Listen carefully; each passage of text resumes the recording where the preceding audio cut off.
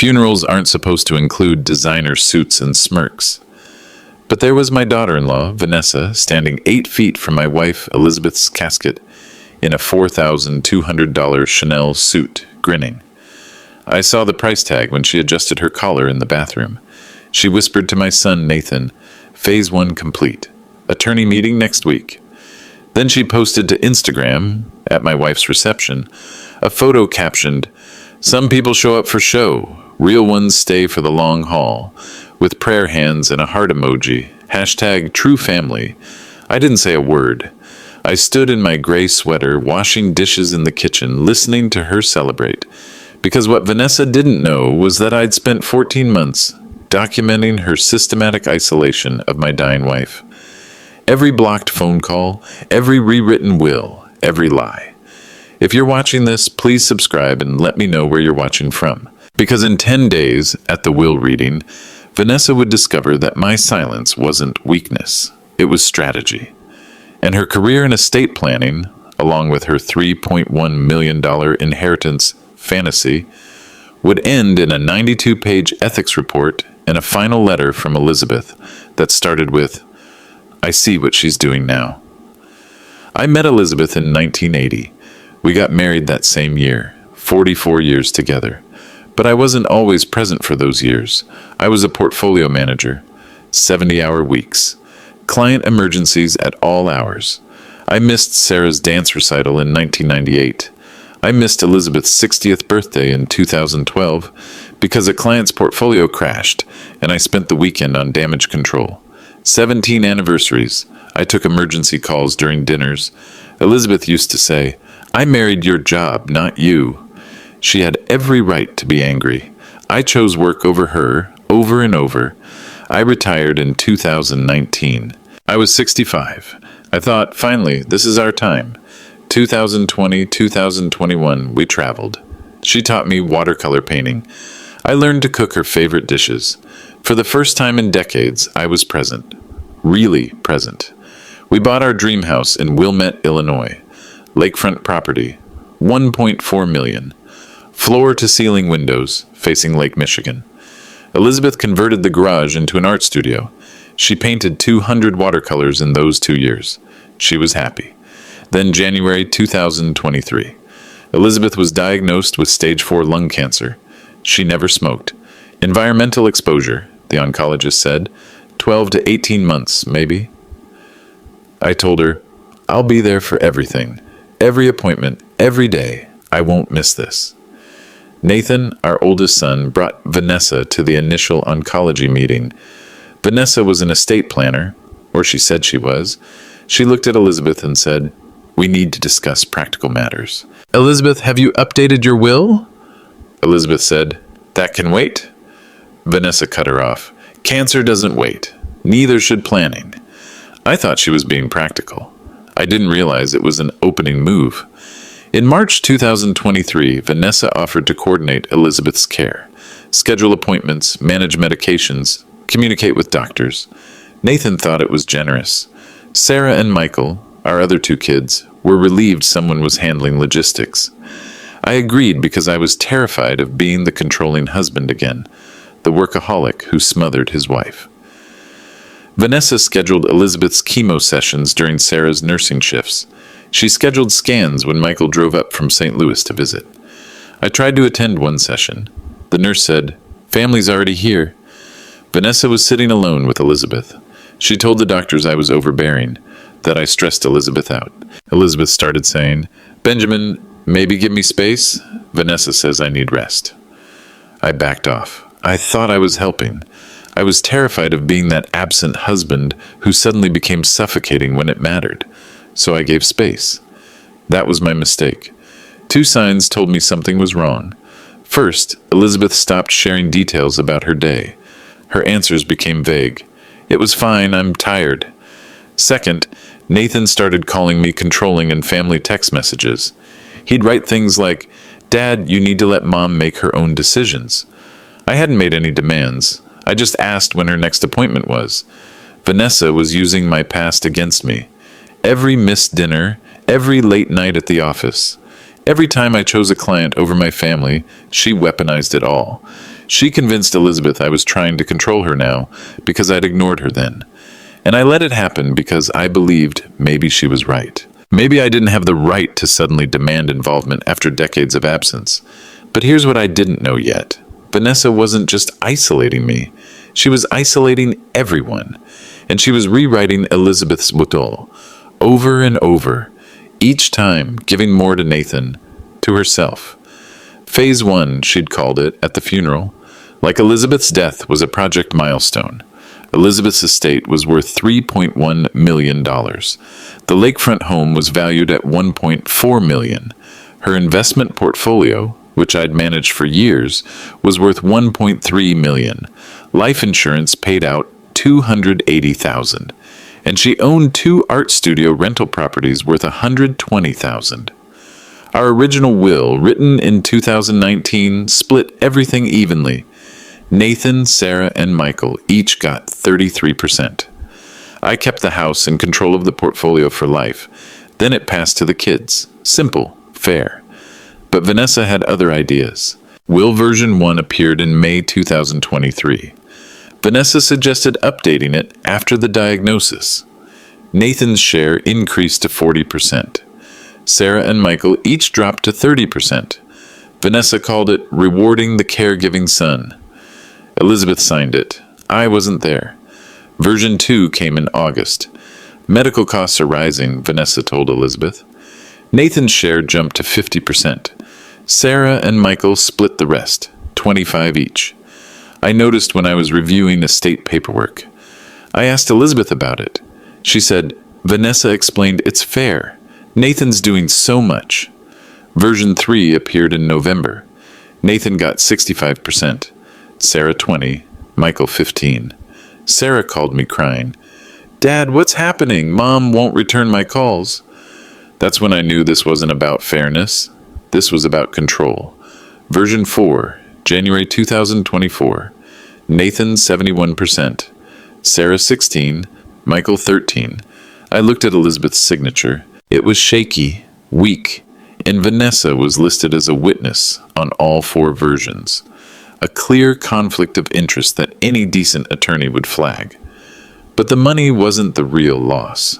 If Vanessa won, Elizabeth's story would become, she chose Nathan because he cared more. That's a lie. Sarah called 96 times in 6 months trying to reach her mother. Michael drove 6 hours from St. Louis every month, only to be turned away at the door. They didn't abandon Elizabeth. Vanessa blocked them.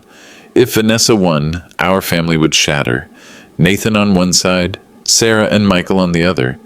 Decades of sibling bonds destroyed because of one woman's greed. If Vanessa won, I'd be the absent husband who lost his wife twice. Once to cancer, once to a con artist.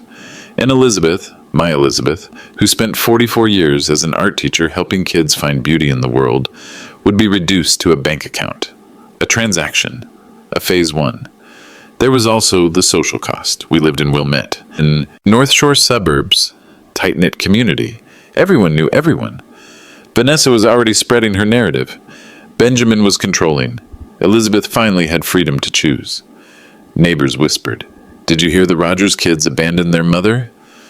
I'd see them at the grocery store. They'd look away. They believed Vanessa's version. I could have confronted her. I could have caused a scene, stressed Elizabeth, made her final months about family conflict instead of peace. Or I could wait, gather proof, build a case that couldn't be denied, and honor Elizabeth properly when the time came. I sat beside Elizabeth's bed in her final week. She was barely conscious, morphine for the pain. Vanessa stood in the corner on her phone texting someone, smiling. I made a choice. I chose patience. I chose evidence. I chose to let Vanessa think she'd won so I could document every lie, every manipulation, every blocked phone call. Because the thing about con artists, especially professional ones, is that they leave paper trails. They can't help it. They need their schemes documented to feel real.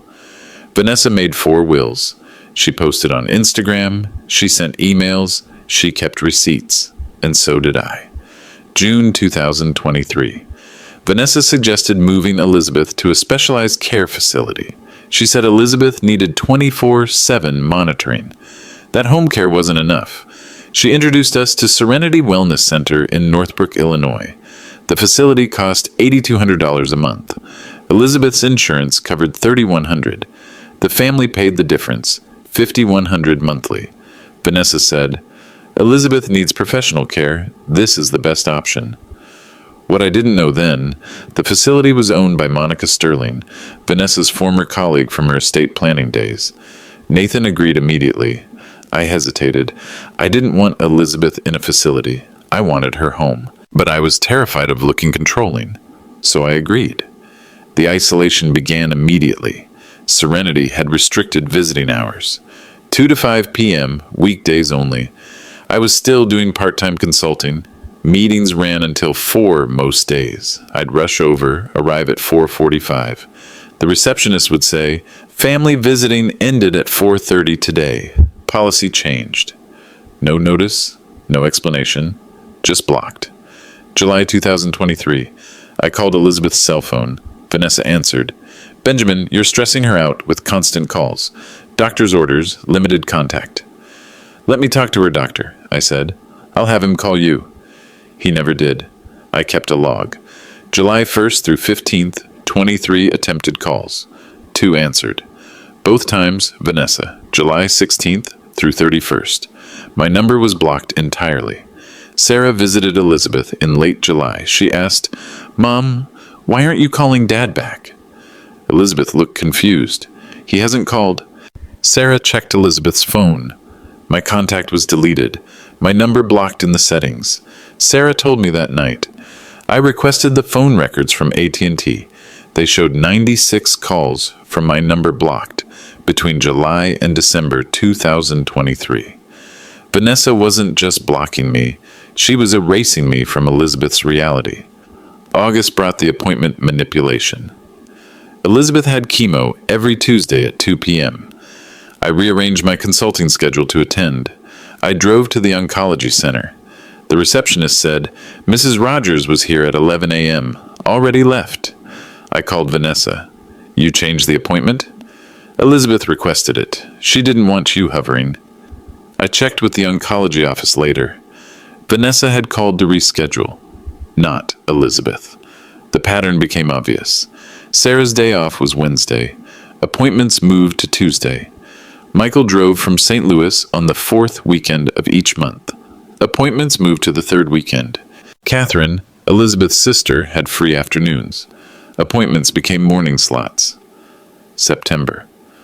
Michael drove 6 hours to see his mother. He arrived at Serenity. Security said, Family meeting in progress. Come back tomorrow. Michael waited in the parking lot for 2 hours. He saw Vanessa leave alone at 6 p.m. She saw him, waved cheerfully. Oh, Elizabeth's resting. Maybe next time coordinate with me first? Michael texted me, Dad, this isn't right. She's blocking us. I replied, I know, I'm handling it. Because by September, I'd already hired Rebecca Stone. Rebecca was a private investigator, former FBI white-collar crime division. She specialized in financial elder abuse. I found her through Sterling Audit Associates, the compliance firm I'm a silent partner in. I own 18% equity, $380,000 invested in 2018. I met Rebecca on September 15th. I explained the situation. She said, I see this pattern weekly. Professional credentials plus family access equals perfect storm for exploitation. Her rate was $285 per hour. I paid from personal funds, not estate money. I wanted clean documentation. Rebecca's scope, surveillance. Track Vanessa's visits. Duration, who she met. Financial transactions. Interview facility staff and Elizabeth's friends. 380 hours over 9 months. That's what Rebecca logged. I told her, don't confront, document. When the time comes, I want to bury her in evidence. October through January, Vanessa maintained her Instagram facade. She posted 2 to 3 times per week from Serenity. Photos of herself in scrubs. She wasn't medical staff, but she dressed like it. Manicured nails, Elizabeth sleeping in the background. Captions, Holding Elizabeth's hand through another tough day. Hashtag caregiver life. Hashtag family first. Another post. When family is too busy, someone has to step up. Praying hands emoji. Hashtag real love. Hashtag sacrifice. Comments poured in. Friends praising Vanessa. Some asking, where are her other kids? Rebecca's surveillance told the real story. Actual visits, 2 per week. Average 18 minutes each. Not 18 hours. 18 minutes. Rebecca captured Vanessa taking 6 selfies in 4 minutes, then leaving immediately. Facility staff told Rebecca, Vanessa never stays longer than 20 minutes. She shows up, takes photos, leaves. But Instagram showed a devoted caregiver spending every day with her dying mother-in-law. Sarah saw the posts. She cried, Dad, people think we abandoned Mom. Should I comment? Should I tell them the truth? I said, no, let her build her own gallows. Every lie she posts becomes evidence later. I saved every post, screenshot every comment, noted timestamps, cross-referenced with Rebecca's surveillance logs. Vanessa thought she was building a narrative. She was. Just not the one she intended. She was documenting her own fraud. Every post that claimed 24/7 care was contradicted by Rebecca's time-stamped photos showing Vanessa's car leaving the parking lot 15 minutes after arrival. Every post calling herself the only real one would be read aloud in a conference room while her 18-minute visit logs sat on the table. I learned something in those months. Narcissists can't help but perform. They need an audience. They need validation. And that need makes them reckless. Vanessa needed people to see her as the hero, so she documented her heroism constantly, without realizing she was documenting her lies just as thoroughly. Vanessa's LinkedIn profile said, estate planning specialist, 12 years experience, client-centered approach. She name-dropped constantly. At family dinners before the isolation began, she'd use jargon to intimidate. Benjamin, you need to understand fiduciary duty. Or, the tax implications of joint tenancy are complex. Or, I've handled estates worth $50 million. This is simple. Elizabeth was impressed. Vanessa knows what she's talking about. I had quiet suspicions. Real professionals don't need to prove themselves constantly. Competence speaks softly. But I didn't voice those suspicions. Nathan loved her. I'd look paranoid. Vanessa's official story about leaving Whitmore and Associates. I left in 2021 to focus on family and private consulting. Rebecca found the real story. Vanessa was fired in October 2021. Reason: systematic ethics violations, specifically churning client assets. She'd convince clients to constantly revise trusts and wills, generating additional fees each time. 11 clients complained between 2019 and 2021. Total damages, $520,000 in unnecessary fees, plus asset mismanagement. 3 specific cases stood out. Case 1, 78-year-old widow. Vanessa revised her will 6 times in 8 months. Each revision cost $4,200. The widow's children finally intervened, hired an attorney, discovered nothing had actually needed changing. Vanessa had invented reasons to bill. Case 2, client with early dementia. Vanessa backdated a trust document to before the diagnosis. When Whitmore discovered it, they faced legal exposure. The firm had to settle quietly. Case 3, elderly couple. Vanessa convinced them to liquidate a $280,000 portfolio for estate liquidity, then refinance their assets into high-fee products from her referral partners. She got kickbacks. Whitmore settled all complaints to avoid publicity. Vanessa signed an NDA. No criminal charges. Evidence was insufficient for prosecution, but the pattern was clear. She exploited vulnerable clients systematically. And here's the connection that changed everything. I'm an 18% silent partner in Sterling Audit Associates. I invested $380,000 in 2018 when the firm launched. Sterling specializes in compliance audits for financial and legal firms. In 2021, Whitmore and Associates hired Sterling after Vanessa's firing. Standard post-incident audit. They needed to review all of Vanessa's client files from 2015 through 2021 to assess firm liability. Sterling wrote a 92-page report. I had access to it. Equity partners can review audit files. Page 34 documented a forged client signature on a trust amendment. Page 61 showed 3 instances of backdated documents. Page 88 included client testimony. Direct quote, "She made me feel stupid for questioning her. She said I'd lose everything if I didn't follow her advice. I was scared, so I signed." Sterling recommended filing a Bar Association complaint. Whitmore declined. They'd already settled. They wanted it buried. I received the report in September 2021. 2 years before Elizabeth's diagnosis. I didn't warn Nathan. I couldn't prove Vanessa would do it again. Nathan was in love. If I'd said, "Your fiancé defrauded 11 elderly clients," I'd look like the controlling father trying to sabotage his son's happiness. So I stayed quiet. Until November 2023. Will version 3. I reviewed the changes. Nathan's share, 65%. Vanessa's isolation tactics. Multiple will revisions. Professional vocabulary used to intimidate. I sat in my study. I laid out the Sterling report. I laid out the 3 will versions. I saw the pattern. Isolation, confusion, multiple revisions, pressure tactics. Professional credibility weaponized. Vanessa was running the exact same con on Elizabeth that she'd run on 11 clients at Whitmore. Elizabeth was victim number 12. I called my contact at Sterling. I said, "I need Rebecca Stone, and I need a legal opinion. Can we use the 2021 report?" He said, "If it's relevant to an active elder abuse investigation, confidentiality waives. But you need concurrent evidence. You can't rely solely on past pattern." My plan formed. Document current abuse.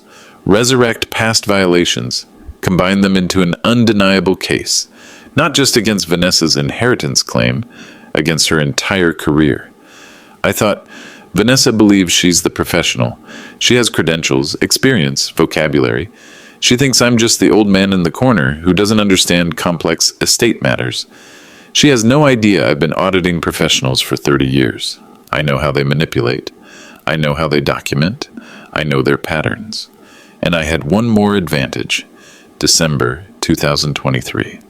I managed a rare successful visit to Elizabeth. She had a lucid moment. She said, "Benjamin, something feels wrong.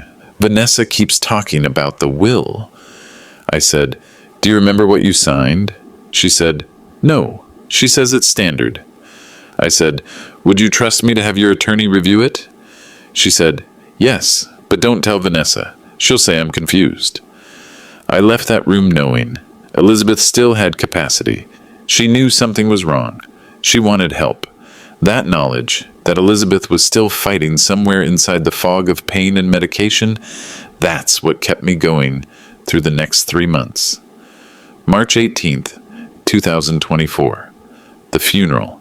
Lakeview Memorial Chapel in Wilmette. Service started at 10:30 a.m. About 120 people attended. Elizabeth's former students, the art community, family, neighbors. I stood at the door greeting people. I thanked them for coming. I couldn't give the eulogy. I was too grief-stricken. I'd written something the night before, but when I tried to read it that morning, I broke down. Vanessa arrived at 10:15. Black Chanel suit. I saw the price tag later when she adjusted her collar in the bathroom. $4,200. Tom Ford sunglasses, $680. Hermes bag, $8,500. That's a $13,000 outfit. Sarah whispered to me, "Dad, where did she get that money?" I said, "Not now, later." The seating arrangement revealed everything. Traditional funerals, immediate family in the front row. Vanessa sat front row center. She patted the seat next to her for Nathan. She excluded Benjamin, me, to the second row. Sarah and Michael sat in the third row. Catherine, Elizabeth's sister, asked Nathan, "Shouldn't your father sit in front?" Vanessa overheard. She said, "Benjamin can sit wherever he's comfortable. He wasn't here much anyway." Nathan said, "Vanessa, that's—" She cut him off. "I'm just being honest. I was here. Every day." 8 people heard this exchange. Catherine's face hardened. I said nothing. I took my second row seat. I focused on Elizabeth's photo at the altar.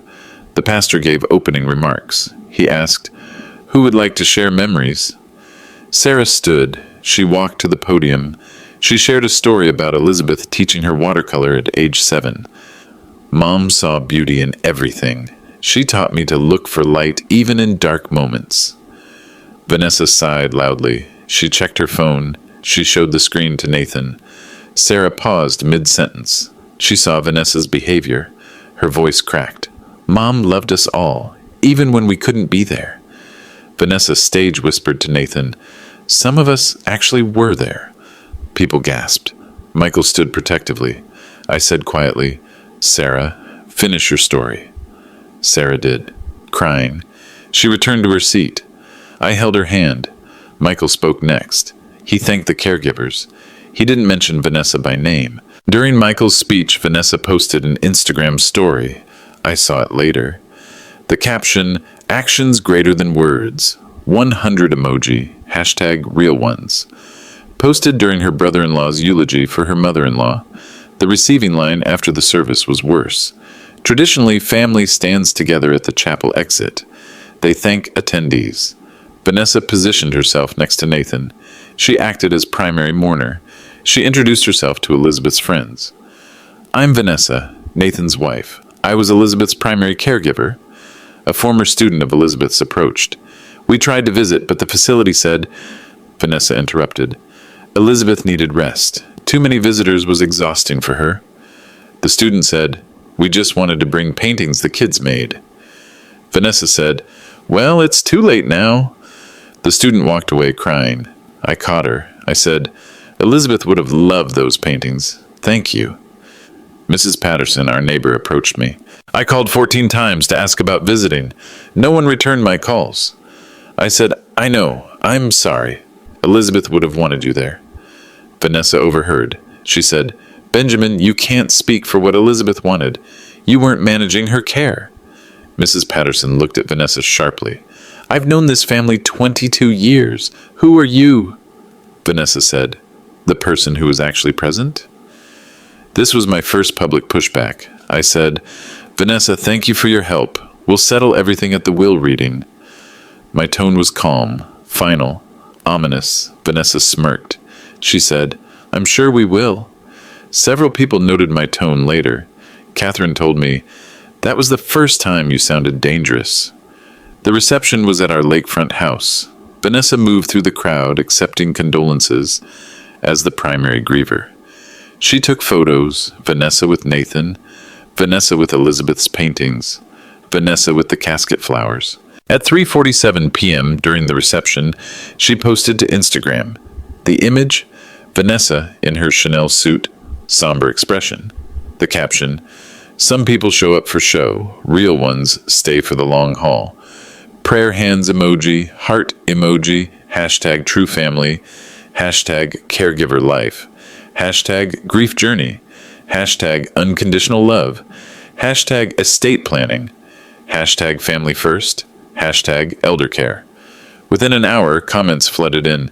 "You're a saint! Not everyone has your strength. True daughter, red heart." One dissenting voice, anonymous. "Where were the other kids?" Vanessa replied, "Some people choose themselves over family." Shrugging woman emoji. Sarah saw the posts in real time. She was shaking. Michael had to take her phone away. Then 5:15 p.m. The reception was winding down. I was in the kitchen washing dishes. Vanessa and Nathan were in the dining room. They didn't see me through the doorway. Vanessa said to Nathan, "Phase 1 complete. Attorney meeting next Wednesday. Then we're set." Nathan said, "You sure the will is final?" Vanessa said, 71% to you. Your dad gets the house but no liquid assets. Your siblings get crumbs. I structured it perfectly." I froze. I kept washing dishes, water running, hands moving automatically. I thought, 10 more days. 10 days until the will reading. 10 days until James Morgan opens the sealed envelope Elizabeth left with him 3 days before she died. 10 days until Vanessa discovers that Elizabeth's final clarity, her last act of agency, was to document Vanessa's manipulation in her own handwriting. 10 days until phase 1 becomes phase none. I dried the last dish. I put it away. I walked into the dining room. Nathan and Vanessa stopped talking. I said, "Thank you both for coming." Vanessa smiled. "Of course, Benjamin. We're family." I smiled back. Family, right. March 28th, 2024, 10 days after the funeral. Morgan and Fitz, LLP, downtown Chicago, 43rd floor, conference room with floor-to-ceiling windows overlooking Navy Pier, cherrywood table, seats 12, leather chairs, Lake Michigan stretched out beyond the glass. James Morgan sat at the head, 64 years old, gray suit, Harvard Law class of 85, Harvard ring on his right hand, Elizabeth's attorney for 30 years. I sat to James's left, gray sweater, khakis. Deliberately understated. Nathan sat across from me, button-down shirt, nervous hands. Vanessa sat next to Nathan, designer sheath dress, Louboutin heels, confident smile. She made herself coffee at the side table. She chatted with Nathan about dinner plans after the meeting. Sarah arrived in scrubs. She'd come straight from her nursing shift. She sat next to me. Michael drove from St. Louis. Jeans and blazer. He sat next to Sarah. Catherine Morrison, Elizabeth's sister, sat at the far end. Floral dress. She refused to look at Vanessa. James arranged documents with deliberate precision. He didn't rush. He let the silence build. Vanessa sipped her coffee. Comfortable, relaxed. James said, "Thank you all for coming. I'll be reading Elizabeth's will and distributing estate documents." Vanessa said to Nathan, "Normal volume. This should be quick." James continued, "Before I begin, I must clarify. I'm reading the final will, executed March 15th, 2024. Vanessa sat forward. "March 15th? That's the version I helped Elizabeth?" James interrupted. "No, Ms. Hartley. This is version 5. You were not present for its execution." Vanessa's face flickered. Confusion.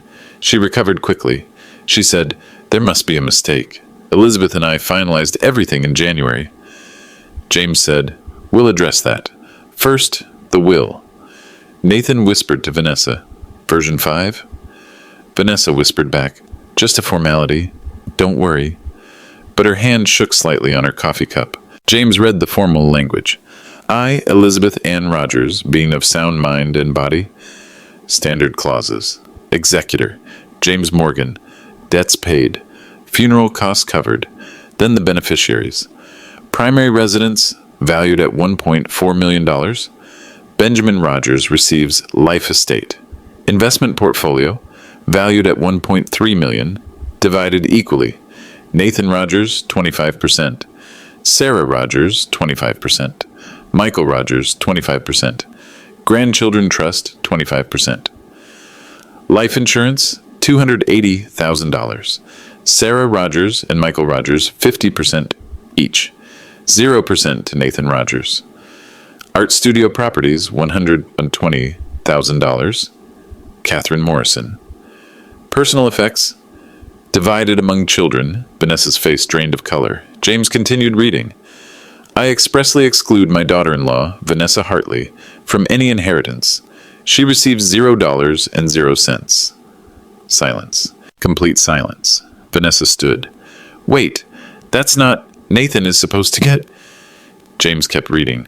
"Furthermore, I state that Vanessa Hartley manipulated me during my illness, isolated me from my family, and rewrote my will multiple times for her financial gain. This exclusion is intentional." Vanessa's voice rose. "This is a mistake. Elizabeth had dementia at the end. This isn't valid." James said calmly, "Ms. Hartley, please sit. I have documentation of Elizabeth's mental capacity." Vanessa shouted, "Your dad influenced her. This is undue influence." Nathan stared at her, stunned. "Vanessa, I don't understand." Sarah was crying. "We're included. Mom forgave us?" I spoke for the first time in 20 minutes. "Elizabeth never stopped loving you." James slid a document across the table. Ms. Hartley raised capacity concerns. Let me address those. The document, Mental Capacity Evaluation, Dr. Raymond Mitchell, board-certified neuropsychologist, conducted March 13th, 2024, 72 hours before Elizabeth's death. James read the summary. Patient is oriented to person, place, time, and situation. Demonstrates intact memory, logical reasoning, and capacity for complex decision-making. No evidence of dementia, delirium, or undue influence. Patient expressed clear, consistent wishes regarding estate distribution. Vanessa said, but she was on morphine. James said, Dr. Mitchell evaluated her during a lucid interval. The assessment was recorded. Would you like to hear it? Vanessa said, no, James said, Elizabeth stated, on record, I was manipulated. I want my wishes restored. My daughter-in-law took advantage of my fear and pain. This is my true will. Vanessa's hands trembled. She gripped the table edge. Nathan stared at her. You told me Mom wanted me to have more because I took care of her. Vanessa said, I did take care of her. James interrupted. There's more. Elizabeth left a letter. Per her instructions, I'll read it aloud. He opened a sealed envelope. Elizabeth's handwriting on the outside, for my family. James read, my dearest family. Benjamin, Nathan, Sarah, Michael. If you're hearing this, I'm gone. I need to tell you the truth. For the past year, Vanessa convinced me you didn't love me. She scheduled my appointments so you couldn't come. She blocked your calls. She told me you were too busy and that I was a burden. I was weak. I was scared. I believed her. She rewrote my will 4 times. Each time she said it was fair because Nathan was the only one who cared. I signed because I was tired and confused and in pain. But 3 weeks ago, I realized I hadn't seen Sarah in months. Not because Sarah abandoned me, but because Vanessa kept her away. Benjamin, my love, I'm sorry. You tried to visit, you called. Vanessa told me you were moving on and didn't want to deal with my illness. That was a lie. Boo. I contacted James secretly. I made this final will. This is my true wish. Equal distribution. Fairness. Love. Vanessa gets nothing. She doesn't deserve my family's money. She deserves exposure. Benjamin, you have my permission to fight this however you need to. Kids, forgive each other. Forgive me. Love always, Mom. Sarah sobbed. Michael put his head in his hands. Catherine held Sarah. I closed my eyes. Tears on my cheeks. Nathan stared at Vanessa, horror dawning on his face. Vanessa said, This is forged. She didn't write this. James slid another folder across the table. Ms. Hartley, you claim to be Elizabeth's primary caregiver. Mr. Rogers commissioned an investigation. The folder, Rebecca Stone, private investigator. 380 hours of surveillance. September 2023 through March 2024. James read the summary.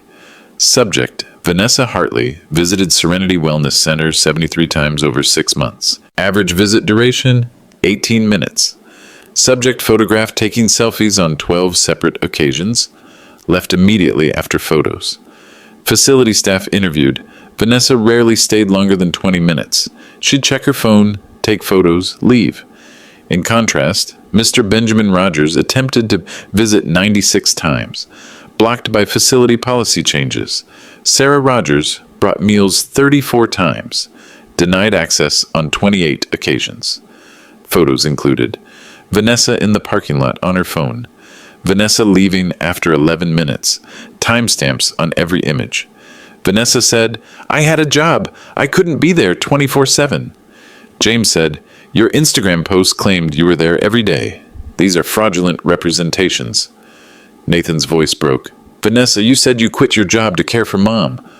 Vanessa said, I did. I sacrificed. Nathan said, you lied. I spoke. James, show her the Sterling report.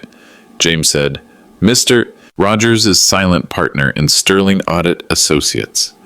In 2021, Sterling audited Whitmore and Associates after Ms. Hartley's termination. He slid the 92-page report across the table. Vanessa's face went white. I I spoke directly to her, my voice calm, cold. I've had this report for 3 years. I said nothing when you married Nathan because I had no proof you'd do it again. But when you isolated my dying wife, rewrote her will 4 times, and blocked me from saying goodbye, I knew. You ran the same con on Elizabeth that you ran on 11 clients at Whitmore. Isolation, confusion, multiple revisions, pressure tactics.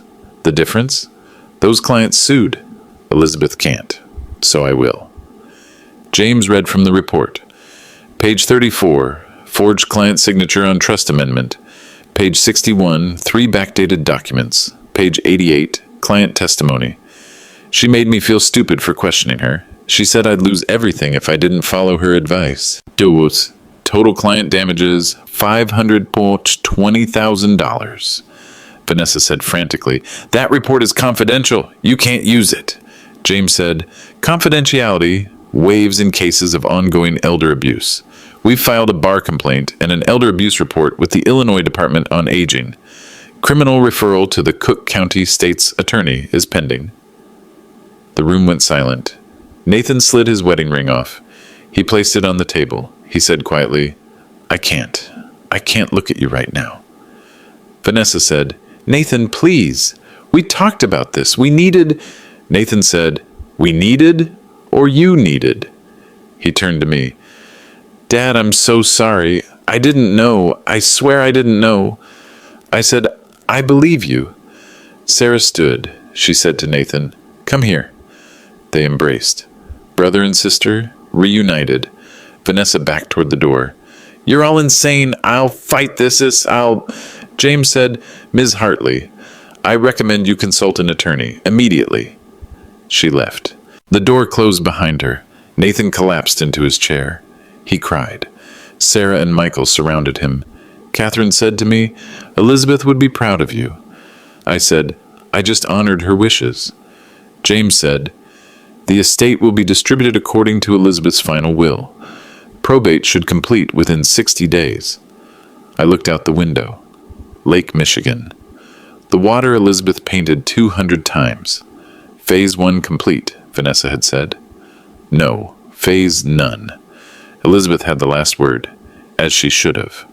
Vanessa tried to salvage it. She stood in the hallway outside James's office. She called someone.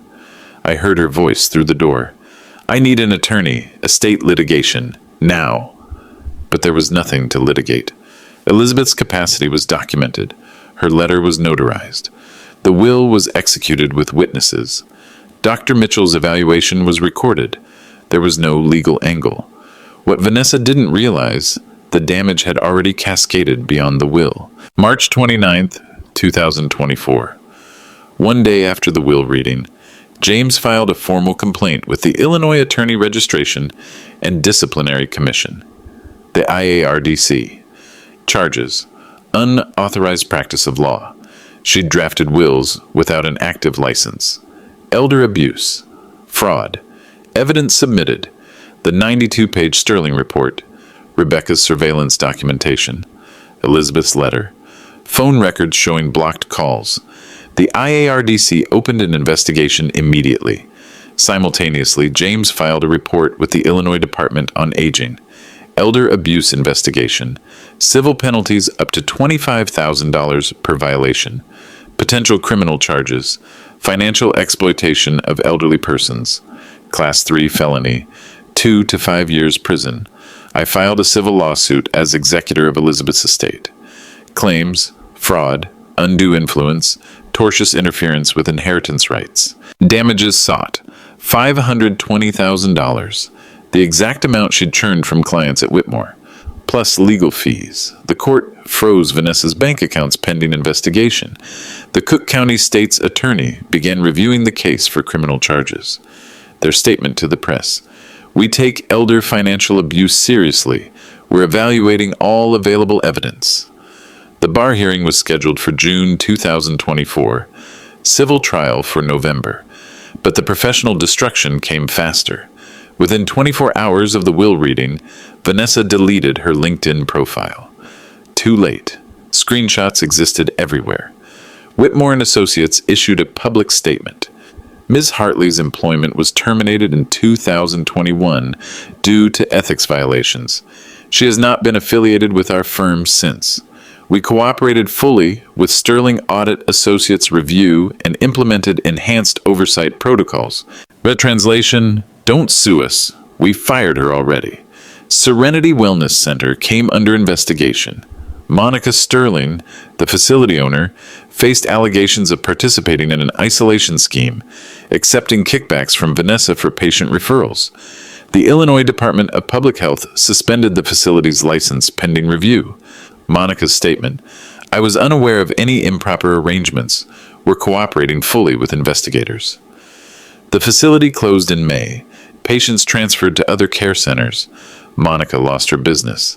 The Chicago State Planning Council, a professional organization, issued an ethics alert to all members, warning about family member practitioners who exploit access to vulnerable clients. Vanessa's case became a teaching example. They titled it, "Red Flags in Multi-Revision Estates, Lessons from the Rogers Matter." Vanessa's name became a cautionary tale in professional education. Employment prospects, zero. Any background check revealed termination from Whitmore, pending bar complaint, civil lawsuit, criminal investigation. Then the financial collapse. Before the will reading, Vanessa's assets. Joint account with Nathan, $18,000. Personal account, $3,200. Credit card debt, $89,000.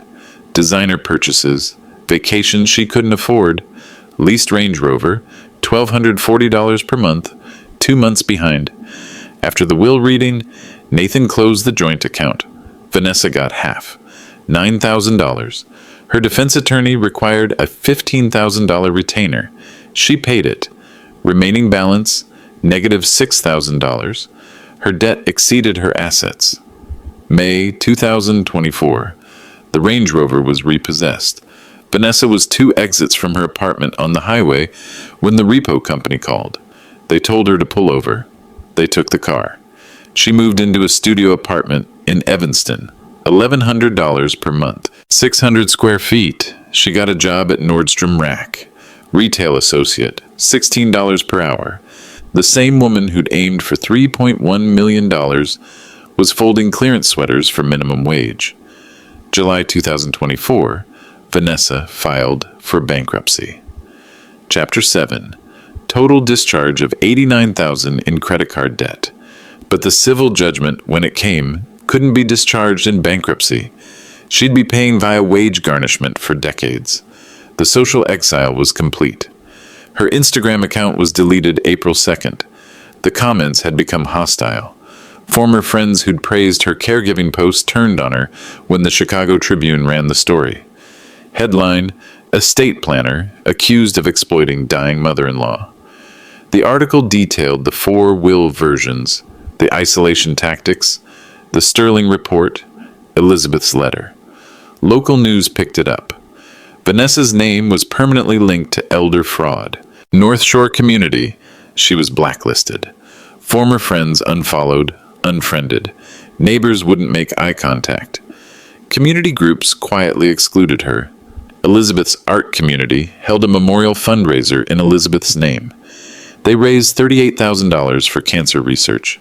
The event was covered by local news. Vanessa was explicitly not invited. The article mentioned the estate fraud case briefly. Nathan filed for divorce April 10th. Grounds, fraud, irretrievable breakdown, no children. They'd been married 3 years. Property division was simple.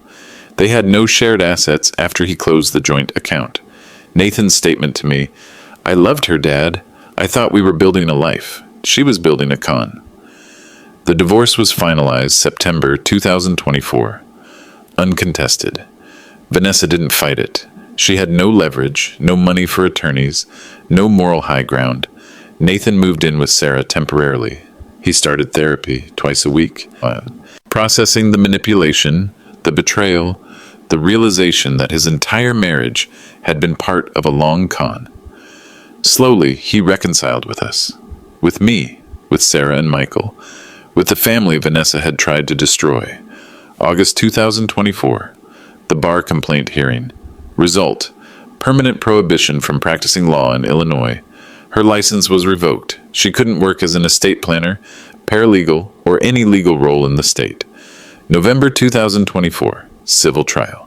Judgment against Vanessa, $275,000. She'd pay via wage garnishment at $16 per hour. The math. At 25% garnishment, she'd pay $4 per hour, 32 hours per week. That's $128 per week, $6,656 per year. It would take 41 years to pay the full judgment. She was 39 years old. She'd be 80 when the debt was paid. Criminal charges, plea deal, 2 years probation, 200 hours community service, restitution to the estate. If she violated probation terms, the original charges, Class 3 felony, 2 to 5 years prison, would be reinstated. The woman who grinned at my wife's funeral was now a retail worker with a criminal record, bankruptcy, revoked license, and 4 decades of debt. I didn't celebrate her ruin. I'm not that kind of person. But I slept well, knowing Elizabeth's wishes were honored, that Nathan, Sarah, and Michael had their mother's love proven on paper, that future families might be protected because our story became public. Justice isn't always loud. Sometimes it's a 92-page report, a sealed letter, and a family that refuses to let a con artist have the last word. May 30th, 2024. Probate completed. The estate was distributed exactly as Elizabeth's final will specified. I received life estate in the lakefront home. $1.4 million value. I could live there for life, then it would pass to the kids. I kept my study, Elizabeth's art studio, the kitchen where she taught me to cook. Sarah received $445,000. Investment portfolio share plus life insurance. She paid off her mortgage, set up college funds for her kids, donated $10,000 to the art education program Elizabeth loved. Michael received $445,000. Investment portfolio share plus life insurance. He paid off student loans from his teaching degree, bought a house in St. Louis, started a scholarship fund for students pursuing art education. Nathan received $325,000. Investment portfolio share only. No life insurance. Elizabeth's decision, not mine. Nathan's first action, he paid his restaurant debt. Red Maple Kitchen had failed, leaving him $340,000 in debt. He paid it down to $18,000 remaining. He kept $18,000 as a fresh start. He said to me, "I don't deserve this. Mom still left me money after what Vanessa." I said, "Elizabeth knew you were manipulated. She forgave you. So do I." Catherine received the art studio rental properties, $120,000 total value. She continued renting them to artists at below market rates. Elizabeth's legacy of supporting creativity. The Grandchildren Trust received $325,000, managed by James Morgan, for education. First Homes, Starting Families, June 15th, 2024. First family dinner since the funeral. Location, my lakefront home, the house Elizabeth loved. Attendees, me, Nathan, Sarah, and her husband Tom, Michael and his girlfriend Rachel, Catherine. We cooked together, Elizabeth's kitchen, her recipes, lasagna, Caesar salad, garlic bread, the meal she made for every family celebration. Sarah said, "Mom would want us here, together." Michael said, "I'm sorry I wasn't there more at the end." I said, "None of us were. That's what Vanessa engineered. We can't undo it. We can learn from it." Nathan's full apology came over dessert. Tearful. Raw. "I brought her into this family. I believed her lies about you. I let her isolate Mom. I saw the signs, the blocked calls, the changed appointments, and I convinced myself it was for Mom's good. I don't expect forgiveness. I just need you to know I would give anything to undo it." Sarah said, "Nathan, we've all been manipulated by someone at some point. You didn't know." I said, "Your mother's letters said forgive each other. That includes you forgiving yourself." Catherine shared plans for the art studios. She'd rename them Elizabeth's Legacy Studios. Free art classes for kids, scholarships for young artists, a permanent memorial to Elizabeth's belief that everyone deserves beauty. We ended the dinner looking through photo albums, Elizabeth as a young teacher, Elizabeth at our wedding, Elizabeth holding each of our children, Elizabeth painting in her studio, light streaming through the windows. Nathan said, "I'm keeping one of her paintings, the sunset over the lake." Sarah said, "I want the one of the wildflowers. She painted it the summer before her diagnosis." Michael said, "The abstract piece, the one with all the blues. She told me it represented possibility." I kept the final painting, the one she finished 2 months before she died. Sunrise over Lake Michigan. At the bottom, in her handwriting, every ending is also light returning.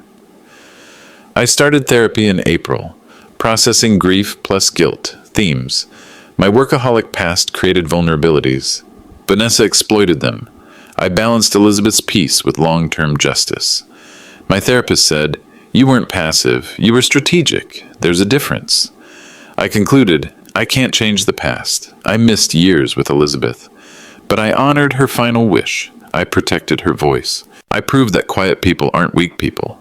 I established a new boundary. Weekly family dinners, no exceptions unless emergency. Presence over productivity. Connection over achievement. I retired fully from consulting in August, focused on grandchildren, supported Catherine's studio project, spent time at Elizabeth's art space, which Catherine kept exactly as Elizabeth left it. The community learned lessons too. Serenity Wellness Center closed permanently. Its license revoked. A warning to facilities that enable financial exploitation. The estate planning community implemented new safeguards. Requirement: all will revisions must include written notice to all beneficiaries. Red flag training for attorneys. How to identify financial exploitation patterns. The Chicago Tribune published a follow-up article in November. Headline: Rogers case prompts changes in elder care oversight. I was quoted, "If one family is protected because of Elizabeth's story, her suffering had meaning." I spoke at 2 estate planning seminars. Topics: warning signs of isolation, documentation strategies, balancing family peace with legal protection. Vanessa's final status, as of November 2024. She lived alone in her studio apartment. She worked retail. She was estranged from her own family. Her parents stopped speaking to her after the news broke. She had no social media presence. She was occasionally seen in Evanston. People recognized her. They avoided her. Nathan's healing. April through June, he lived with Sarah. Therapy twice a week. July, he moved into his own apartment in Lincoln Park. Modest. 1 bedroom. He started a new job. Sous chef at an established restaurant. Not his own venture. Stability over ambition. August, he began dating again. Slowly. Cautiously. October, he helped Michael coach high school basketball. He babysat Sarah's kids. Nathan's reflection: I lost 3 years to Vanessa's lies. I won't lose more time with people who actually love me. The family healed. Not perfectly, not completely, but genuinely. We gathered weekly. We talked about Elizabeth. We honored her memory through art, through education, through refusing to let bitterness define us. That's what Vanessa never understood. She thought she could take Elizabeth's money. She thought that's what mattered. But Elizabeth's legacy wasn't the $3.1 million. It was the family she raised, the students she taught, the beauty she created. Money can be stolen. Legacy can't. Here's what I learned. What I hope you take from Elizabeth's story. Professional credentials don't equal integrity. Vanessa had 12 years of experience in estate planning. She used that expertise to exploit, not protect. She weaponized her knowledge. When someone uses their professional vocabulary to make you feel stupid, that's a red flag. Real experts explain clearly. Manipulators confuse deliberately. Isolation's the first warning sign. When someone systematically separates your loved one from family, ask why. Real caregivers welcome support. They encourage family involvement. Manipulators fear witnesses. They need your loved one alone and confused to maintain control. Vanessa blocked 96 phone calls. She changed appointment times. She told Elizabeth that her family was too busy to care. Every isolation tactic had one goal: eliminate people who might question her. Trust your instincts. Sarah told me something was wrong after Will, version 2. I should have acted then. I gave Vanessa the benefit of the doubt. Then another benefit, then another. There's a difference between compassion and enabling. If your gut says something's wrong, investigate. You're not paranoid. You're protecting someone you love. Documentation matters. Without Rebecca's 380 hours of surveillance, without Elizabeth's letter, without Dr. Mitchell's evaluation, without the Sterling report, this would be he said, she said. Evidence isn't paranoia, it's protection. I kept phone records. I hired an investigator. I maintained a timeline. When the moment came, I had proof, not accusations. Proof. Silence isn't weakness. I stayed quiet for 14 months. People thought I was passive. I was building a case. Strategic patience can be more powerful than emotional confrontation, but there's a balance. I should have confronted Vanessa sooner, even if it stressed Elizabeth. Sometimes protecting someone means risking short-term discomfort for long-term safety. I waited too long to speak up. I can't undo that. Boundaries need enforcement. I had evidence of Vanessa's fraud from 2021. I said nothing because Nathan loved her. I didn't want to seem controlling, but silence enabled her. My fear of being the overbearing father allowed Vanessa to isolate my dying wife. Next time, if there is a next time, I'll speak sooner. I'll risk the awkward conversation, because protecting someone you love is worth temporary discomfort. Family isn't perfect. I wasn't a perfect husband or father. I worked too much. I missed important moments. Nathan made mistakes. He trusted the wrong person. But Vanessa weaponized our imperfections. She turned our flaws into isolation tools. Don't let shame silence you when something feels wrong. Imperfect people still deserve protection. If you're watching this and something similar is happening in your family, listen, you're not imagining it. Manipulation thrives when people doubt themselves. Con artists rely on your self-doubt. They convince you you're overreacting, controlling, paranoid. You're not. Get professional help early. Not just lawyers, therapists, adult protective services, elder care advocates, private investigators if necessary. You can't fight this alone. Document everything: phone records, emails, visit logs, financial statements, medical reports. You might need them. Better to have evidence you don't use than need evidence you don't have. Don't go alone. I had Rebecca, James, Catherine. Find your allies, build your team. Con artists isolate victims. You counter by building community. For those who've already lost someone to this kind of manipulation, you can still honor their memory. Elizabeth's Legacy Studio opens next month. 60 kids will learn art for free. That's her voice, still speaking. That's her legacy, still growing. Vanessa tried to erase Elizabeth's story and write her own version. We wrote the truth instead, not with vengeance, with evidence. It's been 8 months since the funeral. 8 months since I saw Vanessa grin while standing 8 feet from Elizabeth's casket. I think about that moment sometimes, how confident she was, how certain she'd won. She had 14 months of planning, 4 will versions, professional credentials, my family's trust. What she didn't have: Elizabeth's final clarity, my forensic patience, the paper trail she'd left across a career of exploitation, Rebecca's surveillance, James's integrity, a family that refused to be divided. I don't celebrate Vanessa's ruin.